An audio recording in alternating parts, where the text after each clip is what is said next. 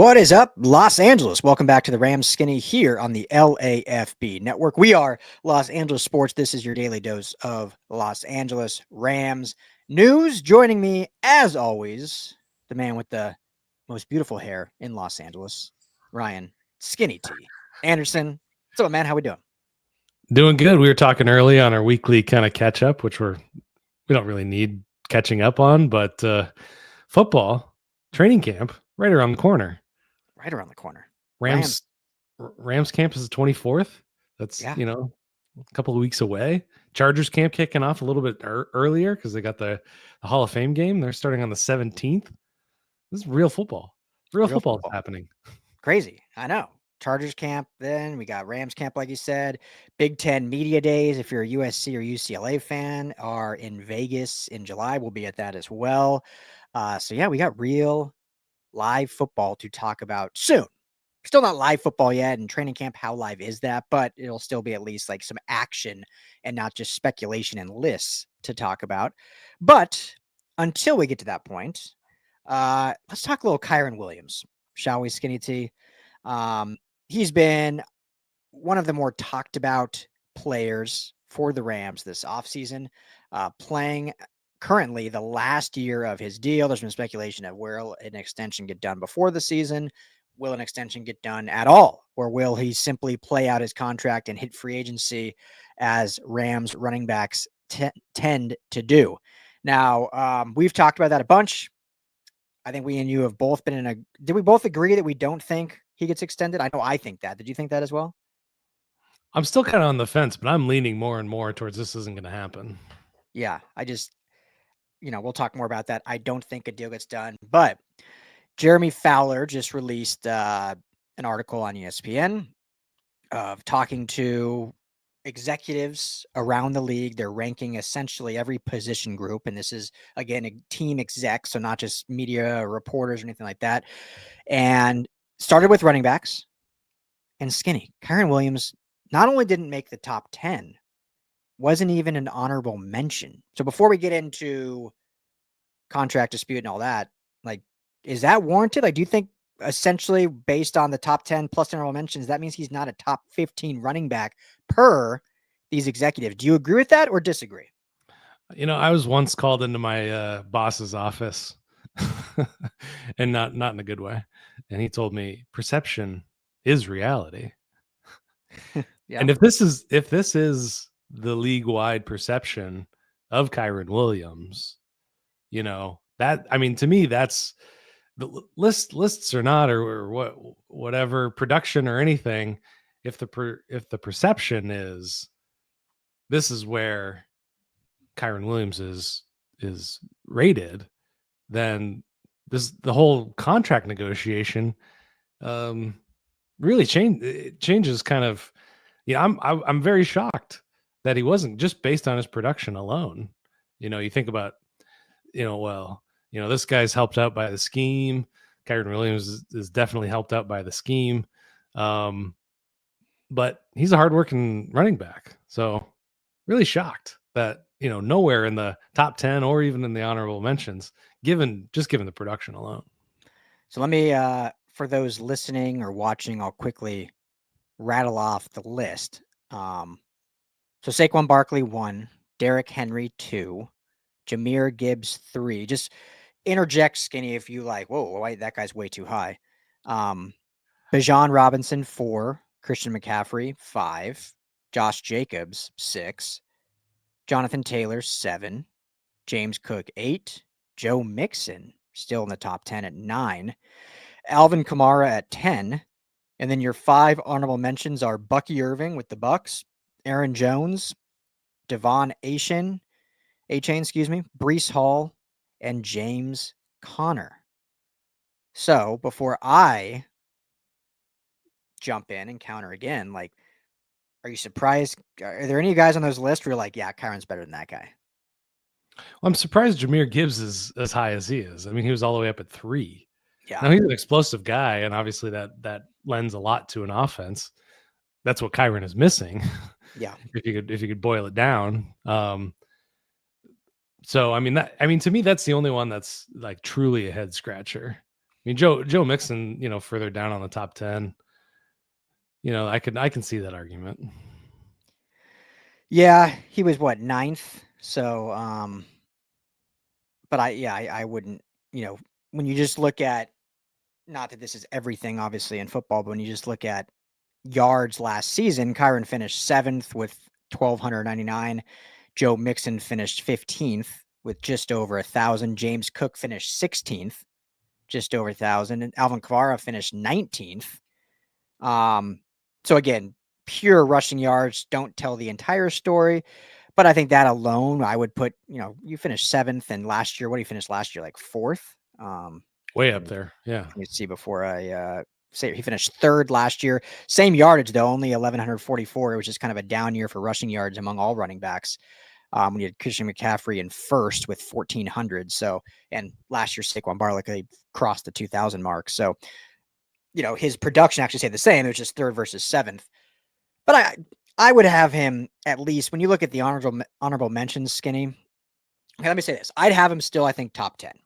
That still doesn't mean I believe he gets an extension from the Rams, but I would have him above Joe Mixon. Even James Cook, who I like a lot. I think James Cook is very up and down. James Cook, like Kyren Williams, has had some fumble issues with his time in Buffalo. Like, it's the easiest way you can tell how a running back is when if he's not your specific team running back, is when he's on your fantasy team. That tells you consistency for sure. And I have James Cook in my dynasty league. Some weeks you're like, this guy's the next Saquon Barkley. Some weeks you're like, did this guy play this week? And, and then he'll fumble in critical situations. So I know James Cook also asking for a big contract raise and extension, but I'd probably put Kyren ahead of him. So I would put Kyren in that top 10, but it would be towards the bottom of the top 10. Like, I definitely think guys like Jonathan Taylor, Christian McCaffrey when healthy, and obviously the top ones, and Bijan and Gibbs and Henry and Saquon are above. But when you look at the honorable mentions, I love Bucky Irving. I don't know if he's shown me enough yet. Just super, young still, but I do like Bucky Irving and the prospect of him. Aaron Jones, another guy where you're like, oh man, this guy looks really good, but some weeks great, some weeks not. Davante has obviously the speed, but has he put together like a full season, really? Breece Hall, same thing, has had injury. Obviously, the talent's there, high draft pick. And then James Conner's just kind of a touchdown machine that doesn't get talked about a lot. But I for sure would have Kyren in those. Like, would you put him at least in that honorable mention category? At the very least, yeah. I think top 10 definitely. That's where I would put him. I mean, he blows a lot of those honorable mention guys out of the water. I think James Conner is sorely underrated as well here. So, obviously it's a flawed list, just talking to executives and scouts and things like that. So there are flaws that are kind of just built into, having a guy like Gibbs, kind of shows that as well. Where it's like, Yeah. is he being overvalued just because he can pick up some big runs and balanced off by another running back? I don't know. So Yeah. Well, I think here's too, like, again, stats aren't everything. Rushing stats aren't everything. You kind of see the explosiveness, which we talk about Kyren Williams kind of lacks. And I think that's probably what hurts him on this list. But just in 2023, so not necessarily last year, and obviously injuries came to play, but guys like Davante Shane, Josh Jacobs, Jonathan Taylor, Alvin Kamara all had less rushing yards than Lamar Jackson. So it's hard for me. I get it. Injuries came to play, but guess what? Kyren also missed 4 games as well in 2023, and he finished 3rd. Remember, he only played 12 games. that's right. And he finished 3rd in rushing. So, and guys like Josh Jacobs played 13, 1 game more. It's hard for me to put you, and again, that was a year ago, but it's hard for me to put you in the top 10 of running backs when a quarterback finishes above you in rushing yards. Now, I get Lamar Jackson is like a generational talent, and that's just one of the super talents that he has in his tool belt. And Jonathan Taylor, bounced back in a big way just this past season. Josh Jacobs bounced back more this past season. But, when that's kind of lingering there, I don't know. Just throwing that out Yeah. there. and even just this past year, Alvin Kamara only finished with, I'm terrible at math, 35 more yards than Lamar Jackson this past year. And Lamar Jackson still finished with more yards than Devon Achane yet again. And Achane played all 17 games. So I think maybe that's my biggest qualm with this is what is Achane doing, even as an honorable mention? It must just be the speed that like enamors people. The dude had one game of like 240 yards, and I have not seen anything the rest of his NFL career that warrants a higher ranking than Kyren Williams. That'll be my main point right there. Yeah, no, I mean, with some of these guys, you also have to take in consideration their ability to catch the ball. Mm-hmm. And, Alvin Kamara kind of, tucks in there a bit. And, that's always been a head scratcher for us is why Kyren Williams isn't used more in that way.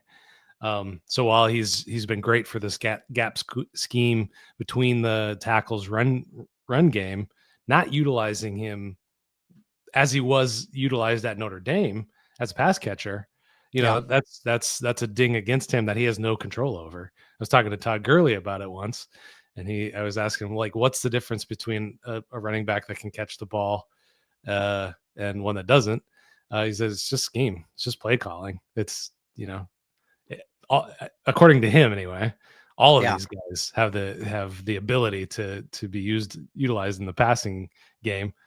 Hands might come into play there, but according to Todd Gurley, there you are. I love how you just loosely dropped. I was talking to Todd Gurley, Rams legend.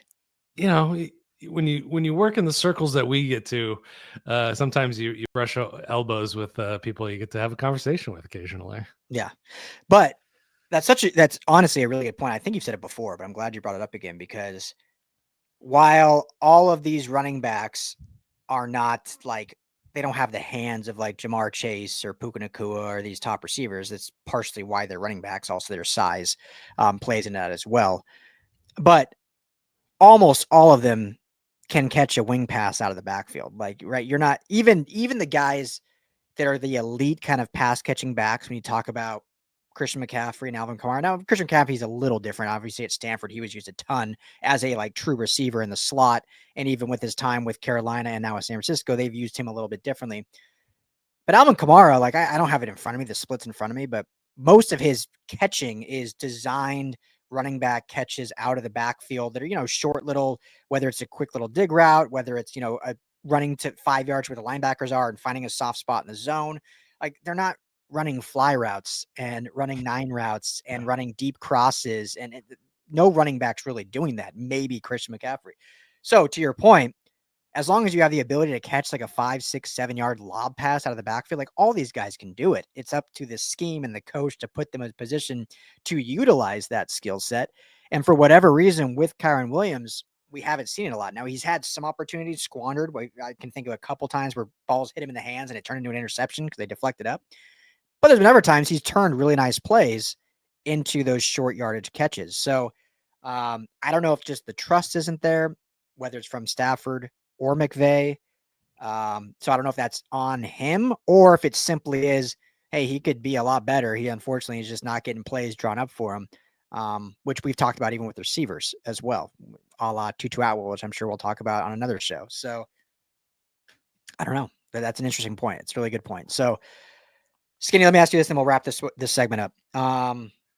So I think we both agree, especially when you see, again, executives. That doesn't mean that they're all Rams executives, obviously, but a lot of executives talk. They all get dinner all the time. They're all eating, shrimp, crawfish, and everything down at the watering hole in Indianapolis during the combine. Shrimp cocktail, not crawfish too, I think they have there, but at the old St. Elmo Steakhouse. So they all chat. And this list, certainly, as you alluded to, kind of sets the stage for the expectation of what Kyren Williams will get in the open market, which if you're not top 15 running back, if you're not top 5 running back, like you're not hitting double digits. So does this better the Rams for the sense that they could actually sign him back because maybe he will see the market is cool on him, so he'll sign for cheaper? Or does this really show that the Rams are just not going to do anything to sign him and let him hit the open market because he's not going to get much from anyone? Yeah, I mean, so the reporting that I've seen is that Drew Rosenhaus's agency is looking for 14 to 16 million. And Spotrac says he's worth a little over 10 million per year. This is what we're talking about, average per year. Jordan Rodrigo, the Athletic, bid a farewell to her. She's on to other pastures. I won't say greener pastures. There's no better pasture than covering LA sports. She, in one of her parting columns, talked about this contract, saying the Rams won't make him one of the highest paid. They're not. That's not even on the table. Yep. So, I mean, that's where the negotiation stands right now. That's why I'm leaning against it happening. It's Kyren's not in a position, as far as we know, he's not been granted permission to talk with other teams, in terms of finding a trade partner or exploring the open market. He's under contract. So I think it's, there's a stalemate there. And when we're talking about bargaining leverage, Kyren Williams has some bargaining leverage, and it's not just his production; it's been his usage. He was used as a running back 400 times last season, 400 snaps. That's the third most in the league, just behind Derrick Henry and Saquon Barkley. Yeah. There was no other running back that they would put on the field and felt confident with. Do they feel confident? Is there a greater confidence in Blake Corum and Jarquez Hunter this year? Is his usage going to drop significantly in 2025? These are all questions that play into that. That's his leverage. And another thing in his favor is, hey, listen, 2023's offensive line was fantastic. 2024, you guys botched that. That's not on me. I had to be up in the A gap, helping out Bo Limmer and Jonah Jackson or Steve Avila. So that's some bargaining for him as well. Put me behind a proper offensive line and you can see what you can get. Top end production. The yards before contact, and I've mentioned the stat several times. Yards before contact in 2023 was second behind just Christian McCaffrey. That dropped into the 20s. Now we're talking about a matter of just 0.8 yards, but that's 29 inches. And when you're running in between the tackles and you lose 29 inches, I don't care how explosive you are, 29 inches is as good as a mile in the NFL. Yeah. So, I think he's got some leverage. I don't know if I answered your question at all, but, I think, it's the Rams they have a top line number that they're not going to go over. And I think that Kyren Williams, given his production, is worth more than they're gonna want to part with, I guess. Yeah. So here's an interesting comp. So let me and those are all fantastic points, Skinny, as always. Well done. When you look at running back contracts, and you mentioned Rosenhaus, they're looking for 14 to 16 million per year. Yeah. If he gets 16, that would put him third among all running backs, just behind Barkley and McCaffrey, above Derrick Henry.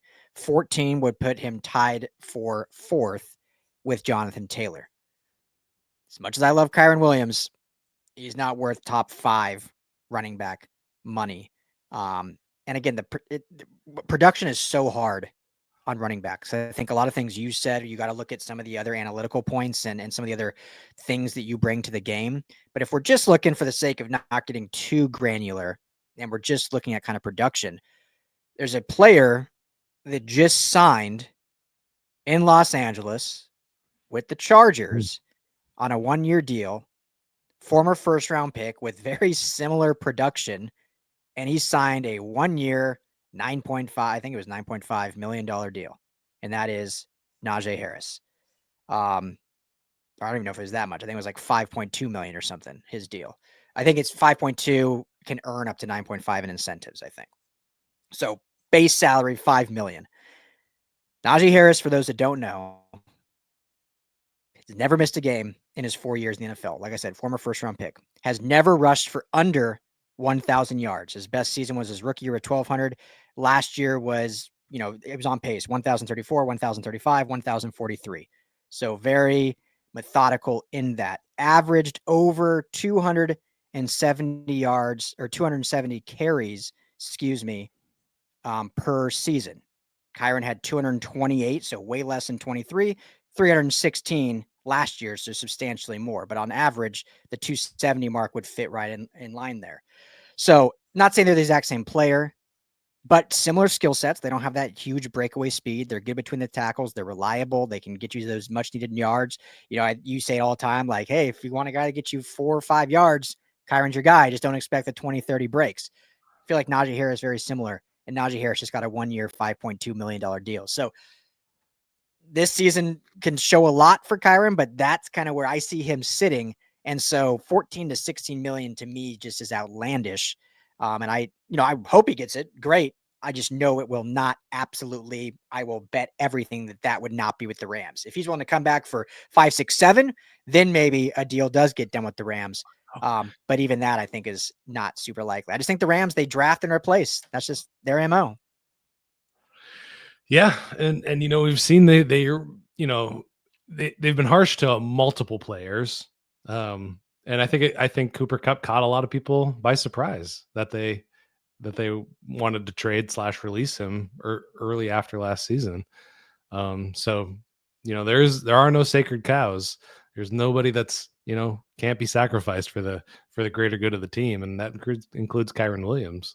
Yeah. I mean, they would have even included Matthew Stafford. If Matthew Stafford didn't agree to take less money, he'd be playing for the Giants right now, or the Steelers, or Vegas. But he agreed to come back to make a little less. So the Rams are business practitioners. They are not ones they take care of their players, but not as much as other organizations, I'll say. Yeah. Yeah. And, it makes me curious, all of these defensive linemen that are going to be coming up for contracts over the next 2 or 3 years, who's the sacrificial lamb there? Is Byron Young going to make it through? Is Kobe Turner? I think Jared Verse is probably already a lock unless he gets 4.5 sacks again next year. Braden Fiske, all these names are super important right now. 2-3 years down the road, some of them are going to be gone. They're not keeping all of them. I mean, the Rams run the organization like a college program. Like, all right, we got 3 to 4 years with you. Let's see what we can get out of it, and then we're moving on for the next batch, or we're hitting the transfer portal, because it is rare that guys get extensions. I'm not saying it doesn't ever happen, but it's certainly rare. That's for sure. Quentin Lake's coming up for one. Kobe Durant. Yeah, carrying that whole class. So we'll see. And I think we'll do a show here on that 2022 class, which would include Kyren Williams, which would include Quentin Lake, Kobe Durant, as you mentioned, and who will get a second contract. That's the other thing. Like, we're talking about Kyren extension, but as of right now, if there's only one guy they keep, I think Quentin Lake is probably more important in that, as no disrespect, no shade, but just based on how they've drafted. Like, they don't draft cornerbacks. And I know Quentin Lake was drafted as a safety. The dude plays nickel now. They need him versus, hey, they've drafted a running back every year for what did we say, 8 years in a row? Yeah, but they have not extended a safety in a while either. Yeah, that too. They don't extend anyone. John Johnson, Taylor Rapp. Who's that other guy? Anyway. Yeah, they don't extend anyone. So count your blessings, Cam Kinchins, until you got 3 more fun years until you'll be playing elsewhere, probably, sadly. Yeah. All right. Well, anything else on Kyren? Nah. All right. Well, thank you as always, Ramley, for hanging out with us. Keep it right here. Rams, LAFB. Hit that like and subscribe. You can check out all of our Rams content over at LAFBnetwork.com. For Skinny Tim, Ryan Dowd will be back soon with plenty more Rams talk.